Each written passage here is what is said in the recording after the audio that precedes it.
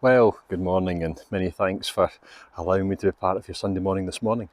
I'm here at one of my favourite places, Loch Fascally near Pitlochry, and I wanted to read just a couple of verses again from the interesting book of Revelation, chapter number 14, that concerns a group of 144,000.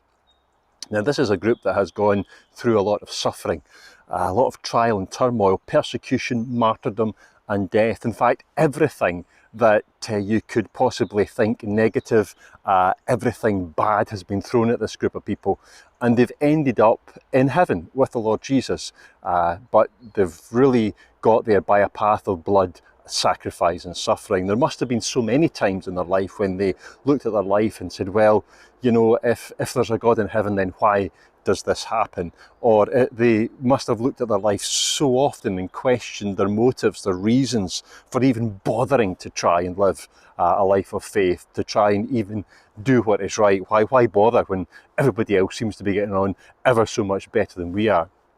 Well, here they are in heaven, having gone through all of that experience. And in verse 3 of Revelation 14, we read something really interesting, and it says, "And they sung, as it were, a new song before the throne and before the four beasts and the elders, and no man could learn that song but the 144,000 which were redeemed from the earth." And we do look to God to bless His word to us. So here's this interesting group, persecuted, martyred, suffering 144,000 in heaven, and they sing a new song. And it says of that song that they sung that nobody else could learn it. Now, surely that can't mean that nobody could read the words. Obviously, anybody could read the words. I don't think it would be too difficult even to learn the lyrics, nor would it be too difficult to follow the tune. But there was something unique about this group. They alone had learned that song. No one else could learn it. And learning, of course, is a product of experience. It's something that is changed in us as we interact with others or with the environment round about us.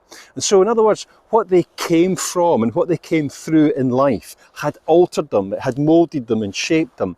It had, in a sense, almost formed them into an instrument of song. And as they reached heaven, they found something missing from heaven that perhaps they might have expected to be there. Hymn books. No hymn books in heaven. Hymn books in your churches, but no hymn books in heaven. The hymns that are sung are the hymns from the heart. The hymns that have been moulded and shaped from instruments that have passed through deepest, darkest experiences and proven the faithfulness of their God. And it's from that faithfulness, that faithful experience of their God guiding them through those trials, persecutions and difficulties, and ultimately bringing them to victory, that gives their song an exclusive tone, an exclusive timbre to the sound of the notes that they sing. A number of years ago, I had an accordion that I thought sounded pretty good, and I took it up to get tuned. I thought maybe there was one or two notes just slightly out of tune, and well, the chap I took it to was a bit of an expert. He made accordions, and he wasn't so impressed with it. He took the whole insides out and totally replaced the inner reeds of the accordion. It sounded completely different, and it had been transformed by that experience of just being put into the hands of the accordion builder, of the master musician. And these individuals, passing through trials, sufferings, difficulties, at times fears, maybe doubts, perhaps at times feeling that it was time to throw it all in, but proving ultimately the faithfulness of their God in those trials, they had a unique experience. And from that unique experience, there comes a unique song of praise. That's not just, of course, for the 144,000. That applies